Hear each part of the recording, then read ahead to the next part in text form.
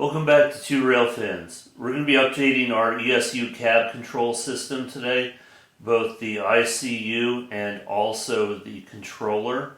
And we're going to show a couple cool new features that we have on there.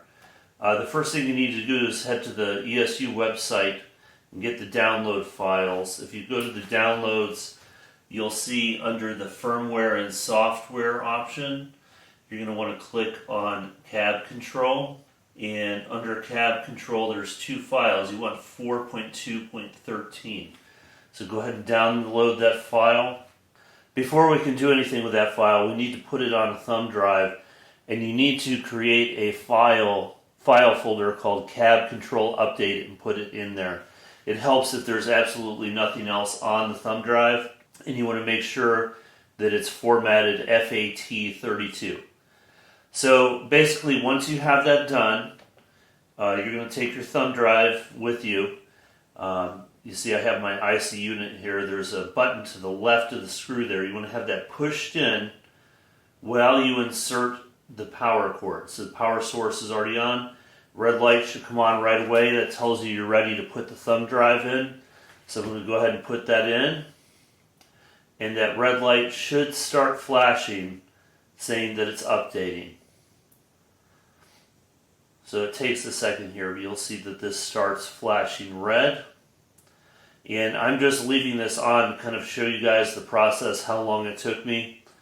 Once that's done, that light will stop flashing and you'll see some other lights come on. So if you don't have that folder on your thumb drive with the update file, it will not read it. I forgot to do that step the first time, and it just stayed solid red, meaning it was ready to receive an update, but it wasn't updating. So make sure you do that. So there hasn't been an update for the software for a while, so I'm sure there's a ton of new features that I haven't even explored yet in the few hours since we've had this installed, but it's going to be great.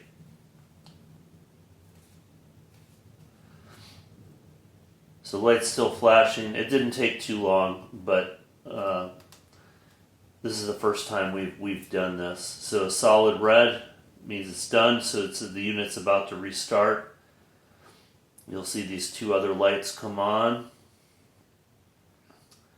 Wait for it, wait for it.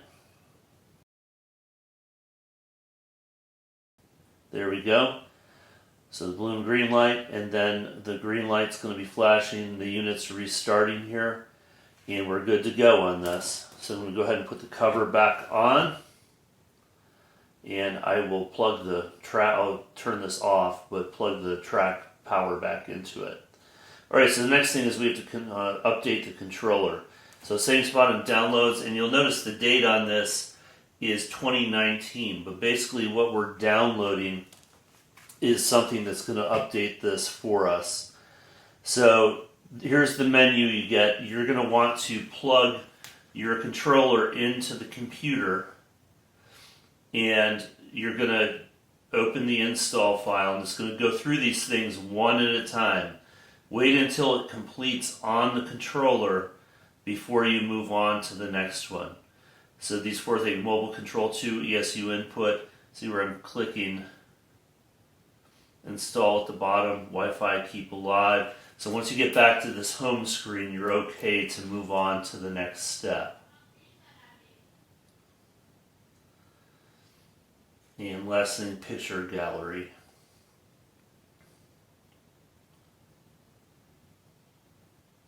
So you just need to have this plugged into your computer while you're working on this install. This last one took a little while, but supposedly you can save up to 500 pictures on here now. Alright, so I'm powering up the controller. I was a little confused at first here because I didn't see some of these new controls, and I realized you needed to go into the app settings to turn on the speedometer. So I went ahead and got that updated. And you also see there's two bars for brakes on the side. So we have the two brakes and the speedometer are both new things on here. And you can set the top limit of the speedometer as high as you want. It could be kilometers, miles per hour as well, per locomotive. So one of the things that's supposed to be a lot easier in here is creating a consist. So that's what I'm trying to do here. If you guys recall our video with our old blue box F7s, the A unit that I have turned around backwards has the light on, and this is going to be an easy fix for that problem. I'm sure there was a workaround before, but that's not something I was able to do. So you'll see the arrow down below, and for the A unit that's at the back, I have the arrow going the opposite direction. That problem should be solved once we turn this on, and we're going to take a look at this in a second.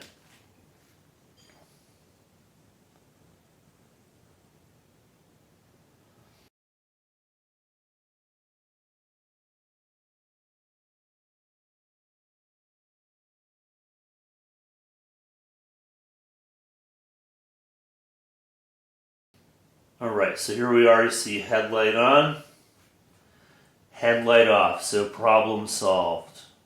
So some of the other controls on here that you're going to want to pay attention to. CV53 is what you're going to adjust to create the top speed for a locomotive. The slide bars for the brakes, those were new controls. CV4 is deceleration. I believe you do need to have an ESU decoder in order to get the feedback back from the locomotive for some of these features, but anything that we have installed ourselves has an ESU decoder in it. But the consist, you can tell, is a lot easier, and as I mentioned earlier, you can add up to 500 images.